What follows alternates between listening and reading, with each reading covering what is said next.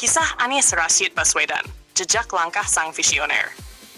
Di sebuah sore sunyi di Yogyakarta pada era 1990-an, seorang mahasiswa muda duduk terpaku di sudut perpustakaan kampus. Namanya Anies Rashid Baswedan. Buku-buku tentang pendidikan dan politik menjadi sahabatnya, membuka jendela wawasan yang kelak mengantarkannya menjadi tokoh nasional. Siapa sangka, puluhan tahun kemudian, ia akan menjelma menjadi rektor termuda, menteri pendidikan, gubernur ibu kota, dan calon presiden. Ini adalah kisah tentang target yang diperjuangkan, gagasan yang menginspirasi, dan warisan yang ditinggalkannya untuk Indonesia. Target dan pencapaian. Puncak gunung yang didaki. Pencapaian terbesar Anies tidak hanya terlihat dari jabatan tinggi yang pernah ia emban. Sebagai Rektor Universitas Paramadina 2007-2016, Menteri Pendidikan dan Kebudayaan 2015-2016, dan Gubernur DKI Jakarta 2012-2022 dari transformasi sistemik yang ia gagas. Sebagai menteri, ia meluncurkan program Indonesia Mengajar, mengirim sarjana terbaik ke pelosok negeri. Sebagai gubernur, ia membawa berbagai inovasi. Pengoperasian MRT Jakarta tahap pertama 2011, revitalisasi taman kota seperti Lapangan Banteng dan Taman Menteng, penguatan Kartu Jakarta Pintar (KJP) untuk 600.000 siswa. Namun bagi Anies, kesuksesan sejati adalah ketika seorang anak di Alor bisa membaca berkat seorang guru muda dari program Indonesia Mengajar.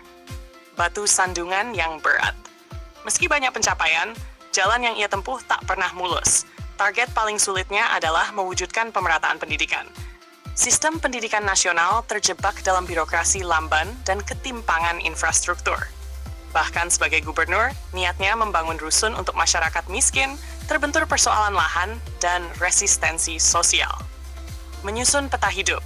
Anies dikenal memiliki pendekatan sistematis dan humanistik. Ia memulai dari 1. Identifikasi masalah. Misalnya, anak desa tidak bisa sekolah.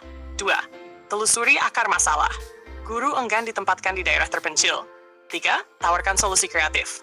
Program Indonesia Mengajar dengan pendekatan relawan. Baginya, kepemimpinan adalah menawarkan jalan keluar, bukan sekadar keluhan. Medali yang terlewat. Tidak semua ambisi tercapai. Ia ingin mereformasi ujian nasional, namun kebijakan itu tidak dilanjutkan oleh penggantinya. Di Jakarta, proyek normalisasi sungai ditentang karena dinilai mengabaikan komunitas pesisir. Namun, kegagalan bukan akhir, melainkan peluang untuk berbelok ke jalur baru.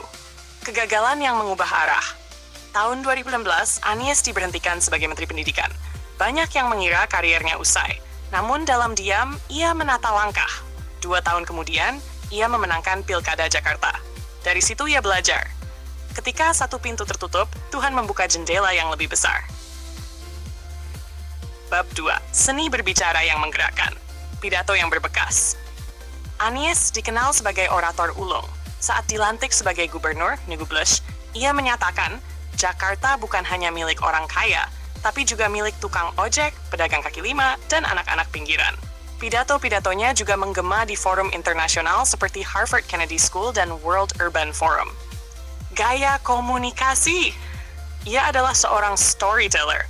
Ia tidak sekadar menyampaikan data, tetapi menghidupkan narasi. Saat berbicara tentang banjir, ia tidak menyebut angka, tetapi menceritakan kisah Ibu Siti yang lain rumahnya. Ia kerap menggunakan kutipan tokoh dunia seperti Kennedy dan Gandhi, metafora yang menyentuh, pendidikan adalah lilin, bukan kutukan atas gelap.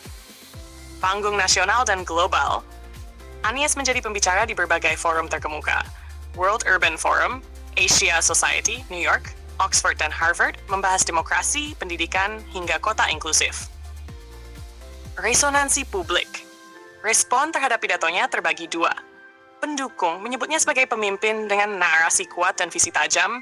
Pengkritik menilai pidatonya cenderung akademis dan kurang konkret. Namun, yang tak terbantahkan adalah kemampuannya menyusun argumen dan merangkai kata yang menggugah. Rita tampil. Sebelum tampil, Anies menjalani proses. 1. Riset mendalam. 2. Latihan di depan cermin.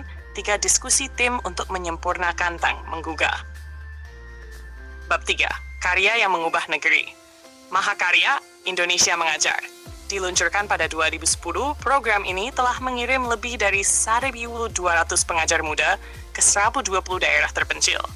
Mereka bukan hanya mengajar, tetapi menjadi inspirasi lokal dan agen perubahan sosial. Inspirasi dan original hair dari kunjungannya ke Halmahera saat ia melihat anak-anak belajar di bawah gubuk reot. Ia mengadaptasi ide dari Teach for America, namun menyesuaikan dengan konteks Indonesia, termasuk pendekatan budaya dan peran pesantren. Proses kreatif. Langkahnya meliputi 1. Observasi lapangan 2. Dialog dengan komunitas, uji coba skala kecil 4. Evaluasi dan replikasi di daerah lain.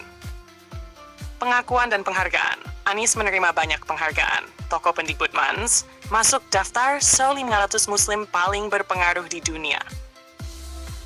Warisan untuk Indonesia. Kontribusi nyata. 2 sektor yang paling menonjol dari kiprahnya. Pendidikan, membuka akses pendidikan di daerah terpencil.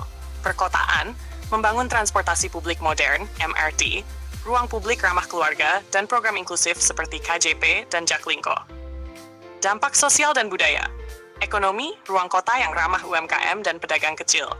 Sosial, anak-anak muda terinspirasi menjadi relawan pendidikan, menumbuhkan semangat kolaborasi dan pelayanan berbasis data. Orang-orang yang terpengaruh.